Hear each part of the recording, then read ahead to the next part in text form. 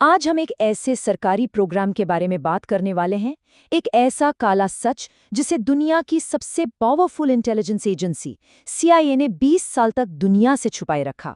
ये कहानी है प्रोजेक्ट MK अल्ट्रा की। जरा सोचिए, क्या हो अगर आपकी अपनी सरकार, जिसे आपकी रक्षा करनी चाहिए, वो आपको ही एक गिनी पिग बना ले, आपकी जानकारी के बिना, आपकी मर्जी के खिलाफ। ये किसी हॉलीवुड थ्रिलर की कहानी नहीं है, ये हकीकत है, ये सच में हुआ था। लेकिन सवाल ये उठता है कि आखिर इतने खौफनाक प्रोजेक्ट की जरूरत ही क्यों पड़ी। इसकी जड़ें उस दौर में है जब पूरी दुनिया एक तीसरे विश्व युद्ध के मुहाने पर खड़ी थी। चलिए पहले उस डर को समझते हैं जिसने MK अल्ट्रा को जन्म दिया। ये 1950s का दशक था। दुनिया दो सुपर पावर्स में बटी हुई थी, एक तरफ अमेरिका, दूसरी तरफ सोवियत यूनियन। देखिए, सीधी लड़ाई तो नहीं थी, पर पर्दे के पीछे एक अलग ही जंग छिड़ी हुई थी। एक ऐसी जंग जो बमों से नहीं बल्कि दिमाग से लड़ी जा रही थी। और CIA को एक बहुत बड़ा डर सता रहा था कि कहीं सोवियत यूनियन ने माइंड कंट्रोल का कोई तरीका तो नहीं ढूंढ लिया है। हाँ, ये कोई आम जंग नहीं थी, ये दिमाग पर कब्जा करने की जंग थी, किसी के भी दिमाग को कंट्रोल करने की, उससे सारे राज उगलवाने की। और बस इसी एक डर ने इतिहास के शायद सबसे खतरनाक और अनैतिक सीक्रेट प्रोजेक्ट को जन्म दे दिया। और इसी डर का जवाब था एक टॉप सीक्रेट CIA प्रोग्राम, जिसका कोड नेम था प्रोजेक्ट MK अल्ट्रा। तारीख याद रखिएगा, 13 अप्रैल 1953। इसी दिन CIA के डायरेक्टर एलन ड्यूल्स ने इस बेहद खुफिया प्रोजेक्ट को आधिकारिक तौर पर मंजूरी दी। प्रोजेक्ट MK अल्ट्रा का मकसद सुनने में बहुत सीधा था, लेकिन था बहुत खौफनाक। मकसद था इंसान के दिमाग को कंट्रोल करने के तरीके खोजना। उन्हें, आप कह सकते हैं, दिमाग की एक मास्टर की चाहिए थी, जिससे वो कोई भी ताला खोल सकें। तो वो क्या करना चाहते थे? पहला, किसी से भी सच उगलवाने की ताकत। दूसरा, किसी की भी याददाश्त को मिटा देने की क्षमता। और तीसरा, जो सबसे ज्यादा डरावना है, एक ऐसा इंसान बनाना जिसे रिमोट कंट्रोल से चलाया जा सके, अपनी कठपुतली। और इस मकसद को हासिल करने के लिए उन्होंने जो तरीके अपनाए वो रोंगटे खड़े कर देते हैं। LSD जैसी खतरनाक ड्रग्स, हिप्नोसिस, इलेक्ट्रिक शॉक, तरह तरह की मनोवैज्ञानिक यातनाएं। और सबसे भयानक बात, जिन लोगों पर ये सारे एक्सपेरिमेंट किए गए, उनमें से ज्यादातर को तो पता भी नहीं था कि वो एक सरकारी प्रयोग का हिस्सा बन चुके हैं। इन सारे तरीकों में से एक चीज CIA का सबसे पसंदीदा हथियार बन गई, एक ड्रग जो बहुत कुख्यात हुई। उस ड्रग का नाम था LSD। CIA को लगता था कि यही वो चीज़ है जो दिमाग को हैक कर सकती है।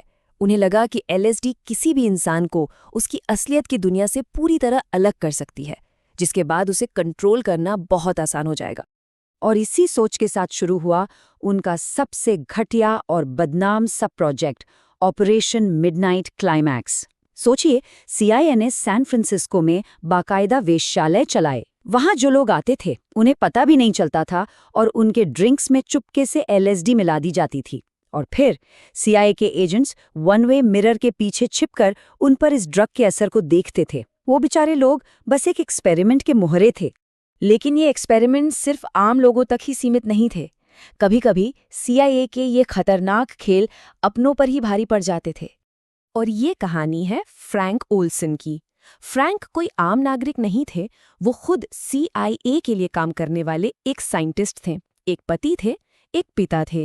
नवंबर 1953 की बात है। फ्रैंक ओल्सन को उनके ही साथियों ने बिना बताए धोखे से LSD दे दी, और उसके ठीक 9 दिन बाद फ्रैंक न्यूयॉर्क के एक होटल की 13वीं मंजिल की खिड़की से नीचे गिर गए। CIA ने फौरन कह दिया कि ये एक सुसाइड है, केस बंद। लेकिन उनका परिवार इस बात को मानने के लिए कभी तैयार नहीं हुआ। कई दशक बीत गए, फिर साल आया 1994। परिवार की जिद पर उनकी बॉडी को निकालकर दोबारा जांच की गई, और तब एक ऐसा सच सामने आया जिसने सबको हिलाकर रख दिया।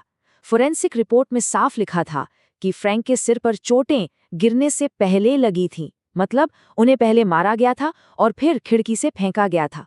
ये था MK अल्ट्रा का असली वहशी चेहरा।